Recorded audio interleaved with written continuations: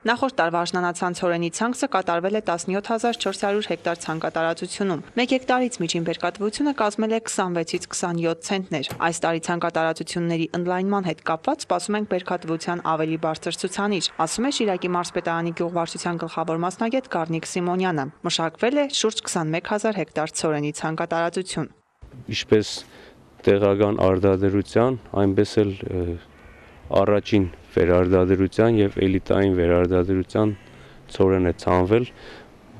մոտավորապես 2400 հեկտարի վրա կատարվել է ցանք էլիտային վերարտադրության ցորենի սերմացուով եւ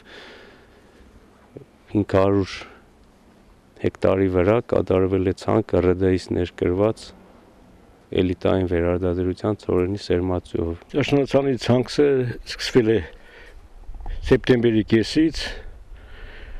շուրջ 250 հեկտար Մայիսյանի համայնքում ցանքս է կատարվել աշնանացան ցորենի։ Մայիսյան համայնքում Ռուսաստանի Դաշնությունից ներկրված էլիտացորենի սերմացու ձեռք բերելու համար որևէ մեկը հայտ չի ներկայացրել։ Նախապայմանները չէին համապատասխանում մեր ունեցածին։ Բացի այդ, տրամադրման ժամանակահատվածն էլ ռիսկային էր, ասում է համայնքապետարանի աշխատակազմի քարտուղար Հակոբ Հունանյանը։ Նախապայմաններ էր դրված, որ 7 հեկտարից պակաս չպետք է լինի,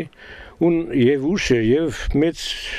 բռնցքամություն կպարունակեր։ Պատկերացրեք, եթե հանգարց կարգուտ կամ որևէ մի պատճառով հանգարց սերմը չարտահասներ չբերք ստանար, 700 դրամով պետք է հադուսվի։ Կիլոգրամը 700 դրամով։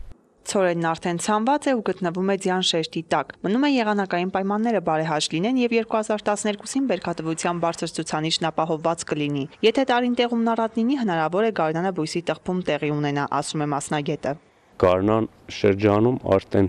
ձյան հալելու ընթացքում ջերմաստիճանի բարձրացման հետ զուգընթաց ձյան շերտի տակ տեղի բույսը սկսում է աշխատել եւ համապատասխան սննդային տարրերը չեն բավականացնում, տեղի ունենում տխպում։ Դրա համար, ասենք, դա հիմնականում լինում է այն դեպքերում, երբ ցանկը կատարում են, ասենք, մի քիչ սահմանված ժամկետներից ավելի շուտ։ Իսկ եթե տեղումներ շատ չգրանցվեն ու տարին չորային համարվի, այս դեպքում էլ ծլարձակած բույսին մեկ այլ վտանգ կսպառնա։ Հիմնական վտանգը արտամաղման երևույթն է, երբ հողի շերտը, ասենք, բացասական ջերմաստիճանի ազդեցությամբ ինքը ընդարձակվում է, հետո բարձր ջերմաստիճանից նորից գալիս է իր նախնական դիրքին, այդ դեպքում տեղի ունենում հողի շերտի շարժում, այսինքն իջնում եւ բարձրանում է ցորենի արմատները,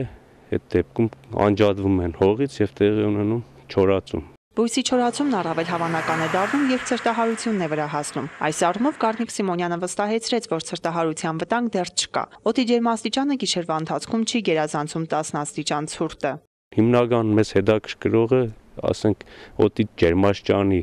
կտրուկ փոփոխություն չի սպասվում։ Ցերեկը 0-ին մոտ, գիշերն էլ մինչև -10։ Շուտ ցանած եւ ծլաջուր կոչված ջուրը տրված է մեծ հույս ունի, որ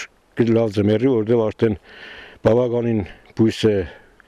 արմատակալած է, բույսի վերգետնյա մասը բավականին ձևավորված է, իսկ ուշ ցանածները մի քիչ վաղ կպարունակեն իրենց մեջ, բայց համենայն դեպս տեսնենք, Աստծո կամոք։ Ալա Բաղդասարյան, Խաչատուր Գևորգյան, Ազդարար։